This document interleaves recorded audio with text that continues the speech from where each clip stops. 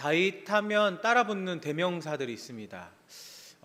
이 비교되지 않는 싸움을 어떤 비교할 때, 이야기할 때 하는 대명사가 있죠. 다윗과 골리앗 하는 것처럼 우리가 교회를 조금만 다니다 보면 교회에서 우정의 대명사 하면 누구를 이야기합니까? 오늘 본문에 나오는 다윗과 요나단입니다. 오늘은 이 다윗과 요나단에 관한 이야기인데, 사실 다윗과 요나단은 그렇게 많은 교류가 있었던 관계가 아니었음에도 불구하고 그들은 그 많은 교류가 없었음에도 불구하고 애정하는 사이가 되었다. 성경에서 뭐라고 이야기하냐면 불같이 생명같이 사랑했다라고 이야기합니다. 그들이 그렇게 교류가 없었음에도 불구하고 그렇게 생명같이 사랑할 수 있었던 이유는 그 둘이 가지고 있었던 공통점 하나가 있었기 때문입니다. 그것은 바로 하나님의 말씀, 하나님의 이름이 앞선 삶을 살아갔기 때문입니다. 다윗만 그런 것이 아니라 요나단도 그런 삶을 살아갔습니다. 하나님의 이름으로 나아갔고 하나님의 이름으로 하나 될 수 있고 어려움도 이기고 시험도 이기는 거예요. 때로는 인간적인 욕심까지도 이겨내면서 살아갔던 것이 바로 그 둘의 모습입니다. 그 두 사람은 서로 생명같이 서로를 사랑했어요. 근데 그것이 분명하지만 이 둘의 관계는 시간이 지나면 지날수록 이 우정의 관계가 두터워지는 게 아니라 어떻게 됩니까? 껄끄러워지는 거, 서로가 불편해지는 겁니다. 무엇 때문에 불편한가? 바로 현실 때문이거든요. 현실. 다윗을 죽이려고 하는 요나단의 아버지 사울이 그 왕의 자리를 누구에게 넘기냐면 자신의 아들 요나단에게 넘기는 게 아니라 이제 다윗에게 넘어가야 되는 거예요. 사위에게 넘어가야 됩니다.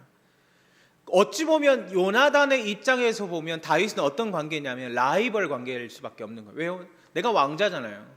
이 사람은 사위인데 어찌 보면 내가 이 왕권의 계승이 우선인데, 이 당시에는 그런 왕권의 계승이 문제가 아니죠. 하나님이 다윗을 부르셨습니다. 상관이 없어요, 그거랑. 그러나 우리가 인간적인 관점으로 보기에는 라이벌 관계라는 거예요. 근데 이 관계성 때문에 어려움을 겪느냐? 우리가 성경에서 아시다시피 그것 때문에 겪는 게 아니죠. 바로 요나단의 아버지 사울이 사위 다윗을 죽이려고 하는 거예요. 끊임없이 죽이려고 합니다. 이것이 오늘 우리가 읽은 본문의 앞의 상황이에요. 그리고 오늘 요나단과 다윗의 이야기가 시작되는 것입니다. 끊임없이 닥쳐오는 위협과 그 끊임없이 계속되는 살기 앞에 다윗과 요나단, 특히 다윗은 큰 어려움을 겪습니다. 그리고 피하고 도망해서 오늘 본문에 나오는 라마나옳이라는 곳으로 이르게 되는 것입니다. 그리고 거기서 숨어 있는 거예요. 라마나옳입니다. 이 라마나옳, 우리가 성경을 아셔서 아시겠지만 굉장히 성경을 아는 분들에게도 생소할 수도 있습니다. 어떤 곳입니까? 수도원과 같은 곳인데 선지자 사무엘이 자신에게 주변에 몰려든 사람들과 함께 공동체 생활을 하면서 그곳에서 성령으로 그리고 말씀으로 가르쳤던 성령 공동체, 말씀 공동체, 바로 수도원과 같은 그런 곳입니다. 근데 이곳에서 특별한 경험을 오늘 다윗이 경험하는 거예요. 어떤 일입니까? 사울은 다윗을 죽이려고 수많은 사람들을 내보냈어요. 그러나 번번이 실패하죠. 마찬가지로 라마네옷에 도착한 다윗에게도 사울이 어떤 암살자, 자객을 보내서 다윗을 죽이자고 이야기하는데 그 보낸 사람마다 어떤 일을 경험합니까? 보낸 사람마다 다윗을 죽이긴커녕 어떤 머리털 하나 상하지 않고 오히려 그 죽이려고 갔던 사람들이 오히려 하나님의 말씀을 예언하기 시작하는 거예요. 변화돼서 돌아오는 겁니다. 사울의 입장에서는 큰 뜻을 품고 보냈겠죠. 큰 뜻을 품고 보냈는데 보고 돌아오는 결과가 자신의 뜻과는 맞지 않아요. 한두 번은 참겠는데 여러 번 반복되니까 어떻게 됩니까? 도저히 안 되겠다. 이제 내가 가야겠다 생각하고 사울이 직접 나섭니다. 근데 결과는 어떻게 됩니까? 사울도 마찬가지예요. 사울이 성령에 붙들려서 예언하게 되고 심지어 그는 어떻게 되냐면 선지자 앞에서 벌거벗은 채 추태를 드러내는 것이죠.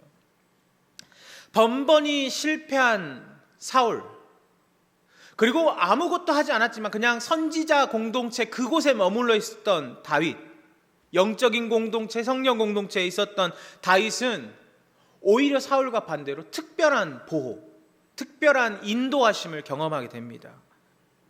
분명한 차이점이 발생해요. 사울은 번번이 실패하고 다윗은 아무것도 하지 않았는데 보호하심, 성공을 맛봤습니다. 그런데 이 분명한 차이가 발생하지만 오늘 본문에서는 무엇을 말하고자 하냐면 이 차이가 다윗에게 나타나는 이 모습이 사실 우리의 모습이라는 거예요. 다윗이 어떻게 하냐면 지금 도망하여서 라마나요스의 몸을 숨겼음에도 불구하고 자기가 어떤 의도와 어떤 마음으로 왔든지 그게 상관없이 무엇을 하게 됩니까? 그가 불안함을 느끼는 거예요. 작은 공동체에 몸을 숨겼습니다. 작은 공동체에 몸을 숨겼고 자기가 아무것도 하지 않았는데 하나님의 특별한 보호하심으로 자기를 죽이려고 했던 사람들이 다 예언하며 돌아가는 거예요.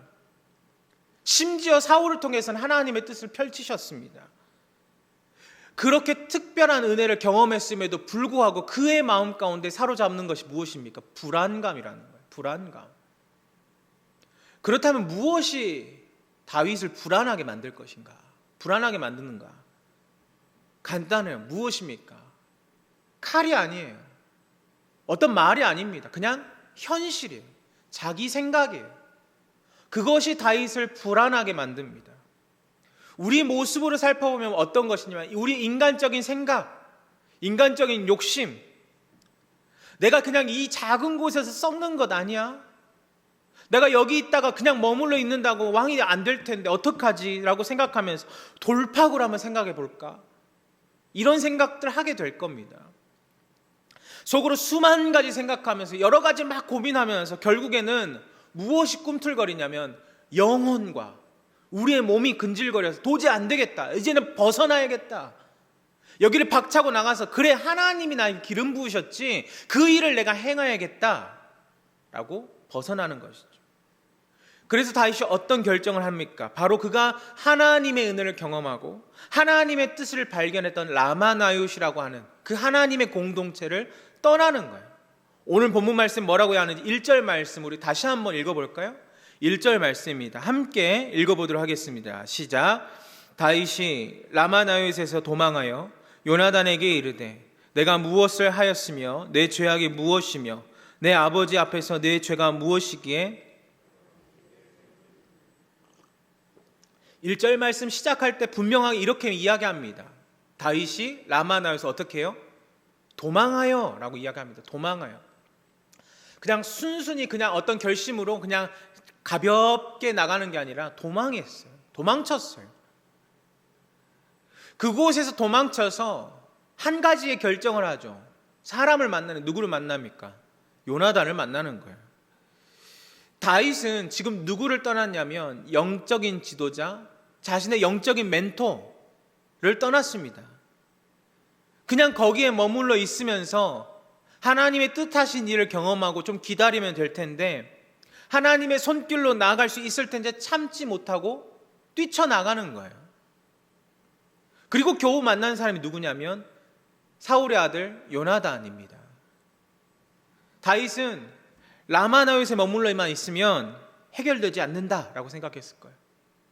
아마 이렇게 생각하면 설마 요나단이 나에게 어떻게 하겠어? 정말 우리는 이런 관계인데? 라고 생각하면서 그래 요나단에게 한번 아버지의 뜻을 물어보자. 그리고 돌파구를 마련해보자 생각했을 것입니다. 그 자기의 문제를 단판짓고 이제 해결책을 마련하고자 나갔을 거예요. 다윗에서 발견하는 우리의 신앙의 모습이 있습니다. 무엇입니까? 우리가 신앙생활하면서 가장 힘든 일, 우리가 신앙생활로 살아가면서 가장 우리에게 견디기 어려운 일, 그것이 무엇일까요? 제가 설교 시간 아주 자주 말씀드리는 거예요. 시간차예요. 시간차. 이 시간의 차이를 견디기가 어려워요.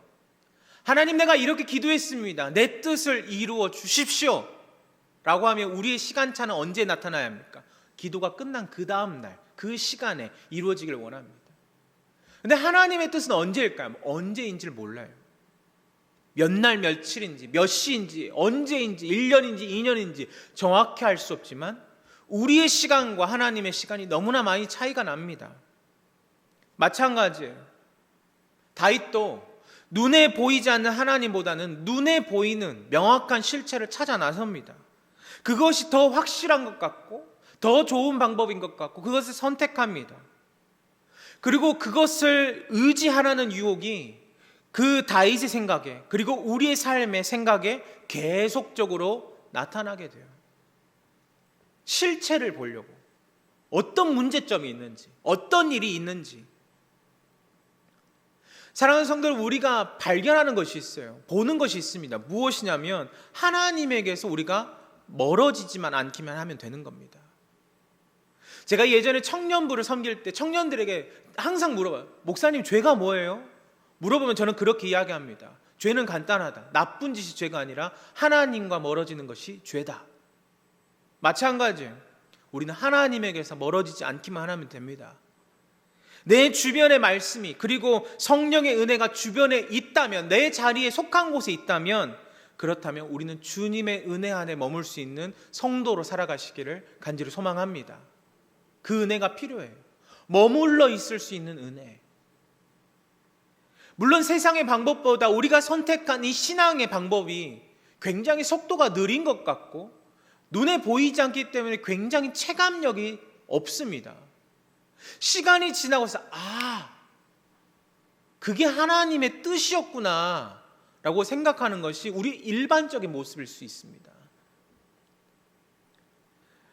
하나님께서는 물론 그렇게 일하기도 하시지만 우리의 시간의 개념을 뛰어넘고 우리의 생각의 방법을 뛰어넘어서 어떻게 하시냐면 하나님의 방법을 우리의 심령 가운데 관통시키시는 거예요. 하나님은 다윗에게 왕으로 세우시기 전에 가장 훈련시키고자 한 것이 무엇이었냐면 하나님의 시간과 방법을 훈련시키는 일이었어요. 다윗이 그게 안 되거든요. 당장 해결되어야 하고 당장 일을 맛봐야 하는 거예요. 성공을 맛봐야 하는 거예요. 다윗은 라마나윗의 그 말씀의 사람 곁에 있으면서 하나님의 시간을 기다리면서 엎드리기만 하면 되는데 그 사이를 견디지 못하거든요. 계속 오만 가지 생각을 해요. 여러 가지 생각하면 이것도 생각해보고 머릿속으로 수만 가지 상상, 심지어 사울을 이겼을 겁니다. 근데 여러분, 우리를 한번 대입해 보세요. 우리도 마찬가지예요. 우리가 만일 여러 가지 방법을 다 써봤어요. 세상적인 방법을. 근데 시원하게 문제가 해결되지 않습니다. 그래서 우리는 하늘이 막힌 것 같고 사방이 막힌 것 같은 정말 답답함을 경험할 때 어떻게 됩니까? 멈춰서 자포자기하고 기다리시나요? 아니실 거예요. 어디 한 사람이라도 더 붙잡고 그 신락 같은 희망이라도 붙잡고 전화하려고 하는 방법도 우리의 일반적인 모습입니다. 답답한 현실 때문에 내가 조금만 움직이면 나을 것 같고 답답한 상황 때문에 내가 조금 더 노력하면 뭔가 해결될 것 같고 그래서 조금 더 움직이지만 점점 우리를 힘들게 해요. 막 옥죄어 오는 것 같은 그런 기분이 들면, 위기가 오면 우리는 어디에 집중합니까? 계속적으로 사방에 막혀 있는 것 같은 기분이 들면 어디에 집중해요? 더욱더 나에게 집중돼요. 아무리 주변을 돌아보려고 하고 싶어도 내 상황이 나를 주변을 돌아볼 수 없게 만들어요. 다윗도 그러거든요. 지금 다윗이 그렇습니다. 여러 방법을 구하고 여러 생각도 해보고 여러 일도 해봤지만 해결되지 않으니까 자리를 벗어나고 감정이 이 이성을 뛰어넘어 버렸어요. 그래서 흥분해요. 흥분해서 어디까지 가냐면 이제 분노의 단계까지 이르게 되는 겁니다. 하나님은 다윗에게서 뿌리 뽑아야 하는 것이 무엇인지 분명하게 알았어요. 그리고 정확하게 아시고 어디로 밀어넣으셨냐면 라마나요스로 다윗을 밀어넣으셨어요. 그리고 거기서 하나님의 시간과 방법, 그 때를 기다리게 하시는데 그것을 견디질 못하는 것이죠. 자신의 방법을 찾아가는 겁니다. 이것이 우리의 모습과 너무나 닮았다는 거예요. 세상을 살아가는 우리의 모습과 너무나 많이 닮아 있습니다. 저도 목회자이면서 동시에 세상을 살아가는 사람이기에 이 말씀을 준비하면서 동일하게 생각하는 것들이 있어요. 무엇이냐면 내 현실, 내 상황, 내 처지, 이것들을 생각할 수가 없어요. 생각할 수밖에 없어요. 현실을 내려놓지 못하고 포기하지 못하는 것들이 말씀을 준비하는 시간에도, 지금 이 말씀을 들으는 이 순간에도 아마 수만 가지가 있을 겁니다. 여러분의 반응을 보는 제 모습도 있을 거예요. 물론 이렇게 뜨겁게 목소리 크게 말씀하고 있지만 저분은 저렇게 듣나 보네. 생각하지 않을까요? 그럴 것 같아요. 제가 그렇거든요, 지금. 심지어 내 안에 막 충돌이 일어나요. 말씀을 담당하고 있는 자도요. 그리고 하나님의 방법을 신뢰하지 못하게 내 방법과 내 계획과 내 노력을 막 더 밀어넣을 때도 있습니다. 그런데 사랑하는 성도 여러분, 우리 모두가 기억해야 합니다. 하나님이 우리에게 주신 것이 있습니다. 무엇입니까? 믿음이라는 사실이에요. 믿음입니다. 우리의 어떤 상태와 상황과 어떤 마음으로 우리가 여기에서 예배 드리는지 정확한 뜻은 우리가 알 수 없지만, 이곳에서 예배하는 우리가, 그리고 믿음이 주어진 우리가 어떻게 살아가야 하냐면 답은 한 가지예요. 한 가지밖에 없어요. 다윗과 우리에게 동일한 답입니다. 무엇입니까? 하나님께 집중하는 것. 오직 한 가지. 너무나 간단한 건데 너무나 어려운 일이에요. 하나님께 집중되지 못하고 다른 곳에 초점이 뺏기는 순간 어떻게 되냐면 다른 방법들을 구하기 시작해요. 사랑하는 성도 여러분, 하나님의 말씀대로 살아가는 은혜가 우리 가운데 필요한 줄 믿습니다. 그 은혜가 필요해요. 하나님의 방법을 한번 생각해 보십시오. 우리에게 하나님을 바쁘게 찾으라고 한 번도 말씀하지 않으세요. 그렇다고 해서 하나님이 우리를 그냥 내버려 두시냐, 방임하시냐, 그것도 하지 않으시고 오히려 강요하지도 않으셔요.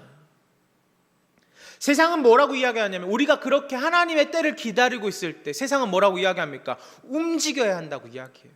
조심해야 한다고 이야기해요. 어떻게 해야 한다고만, 어떤 우리의 행동을 강요합니다. 하지만 하나님께서 우리 가운데 원하시는 것이 있어요. 무엇입니까? 바로 하나님의 말씀, 하나님의 뜻을 경험하기를 원하세요. 근데 그 경험이 어떻게 이루어지는가라고 하는 거예요. 어떻게 이루어집니까? 이 경험이라고 하는 것이 신기하게도 세상의 방법, 경험은 어떤 거냐면, 내가 노력하고 어떤 결과를 내야 경험이 되었다라고 생각하지만, 하나님의 말씀에 말씀하시는 그 경험은 어떤 거냐면, 그냥 앉아서 그냥 이렇게 예배 드리는 것만으로도 하나님의 은혜를 경험하게 하셨어요. 이게 세상과 다른 방법이겠죠. 우리의 삶에는 여전히 변화가 일어나지 않습니다. 경험했다고 할지라도, 우리가 느꼈다라고 할지라도 변화는 없어요. 즉시 우리가 어떤 말씀을 드려도 우리의 말씀의 실현과는 거리가 멀게 느껴지지만, 그러나 하나님은 우리는 경험하는 삶을 살아가고 있는 거예요. 사랑하는 성도 여러분, 우리가 다윗을 통해 하나님을 바라볼 수 있기를 간절히 소망합니다. 왕으로 기름 부음 받았어요. 그리고 그 길을 묵묵하게 걸어가면 되는 거예요. 그리고 그렇게 생각했을 거예요. 아, 내가 이제 기름 부음 받았으니까 저 사울과 왕의 자리를 바꾸면 되겠지 라고 생각했을 거예요. 그런데 살아가면서 계획대로 되는 것이 단 하나도 없어요. 왕의 가족이 되고서 오히려 편안한 삶이 아니라 오히려 초조하고 불안했어요. 편안함이라고는 한 번도 없었어요. 왕에게 쫓기면서 피해서 하나님의 그 은혜를 경험하는 자리에 들어갔음에도 불구하고 거기에 벗어나서 자신의 방법을 찾아 나서는 것이 다윗의 모습입니다. 현실 도피. 이 문제가 빨리 해결되길 원하는 거죠. 문제만 해결되면 내가 그 다음 일은 해결될 거예요. 이것이 우리의 모습과 다를 바가 없다라는 거예요. 어떤 삶을 놓고 기도해도 변화가 없는 것이 우리의 현실의 모습입니다. 여전히 비슷해요. 어제와 다를 바 없고 내일이라고 다를 거 없어요. 비슷해요. 잠시 예배를 놓고 그 현실을 잠깐 내려놓고 예배에 집중합니다. 하나님의 은혜를 맛봤습니다. 그런데 저 문을 벗어나면 어떻게 됩니까? 다시 우리를 사로잡고 있는 현실감이라는 것이 뒤덮여와요. 결국 이 말씀이라는 것이, 하나님의 은혜라는 것이 어디로 밀려나냐면 후순위로 계속적으로 밀려납니다. 삶에 경험할 때마다. 일주일에 이 주일의 예배 시간에 하나님의 은혜를 듬뿍 맛봤어요. 오늘 위임 목사의 말씀을 통해서 말씀을 들었고, 찬양을 통해서 들었고, 부목사의 말씀을 통해 들었고, 찬양대 말씀을 들었는데 저 문을 벗어나면 현실감이 우리를 짓눌러요. 그래서 하나님을 떠올리게 하는 방법들이 정말 멀어집니다. 말씀을 전하는 저에게도, 이 말씀을 듣는 여러분에게도 하나님의 능력을 바라보는 것이 큰 도전입니다. 매일마다 도전이 생길 거예요. 이게 어느 한순간으로 되지 않잖아요. 어떤 결단으로, 어떤 기도 뜨겁게 했다고, 목이 새라 기도했다고 되지 않잖아요. 매일의 삶 가운데 비슷합니다. 아무리 직분이 목사라고, 아무리 우리가 장로, 권사라고 해도 달라지는 거 없어요. 똑같아요. 어느 누구에게나 마찬가지예요. 현실감이 짓누를 수 있어요. 그러나 확실한 것은 무엇이냐면 오늘 말씀에 하나님이 내 방법대로, 내 뜻대로 움직이는 것이 아니라 지금 멈춰있는 것 같은 이 시간 가운데서도, 그리고 우리가 현실감에 눌려있는 그 상황 가운데서도 하나님이 여전히 일하고 계신다라는 사실입니다. 하나님은 일하시는데 우리의 생각이 멈춰있는 거예요. 하나님이 내 이 현실감 때문에 하나님도 어떻게 하지 못하시는구나. 아니요, 그렇지 않다라는 거예요. 내가 정말 이 상황은 나를 짓누르지만 하나님은 여전히 일하시면서 우리 가운데 뜨겁게 하나님의 계획을 펼치시고 계세요. 우리가 어떻게 하면 됩니까? 주의 말씀을 붙드는 거예요. 말씀이 우리의 삶에 떨어졌을 때 그 말씀을 붙잡을 수 있는 것이 우리 가운데 필요한 줄 믿습니다. 다윗을 영적으로 무너뜨리는 것이 무엇입니까? 무엇 때문에 이 다윗을 영적으로 무너뜨린가요? 두려움이에요. 두려움. 어떤 두려움이에요? 생명에 대한 두려움. 자기가 죽을 것 같거든요.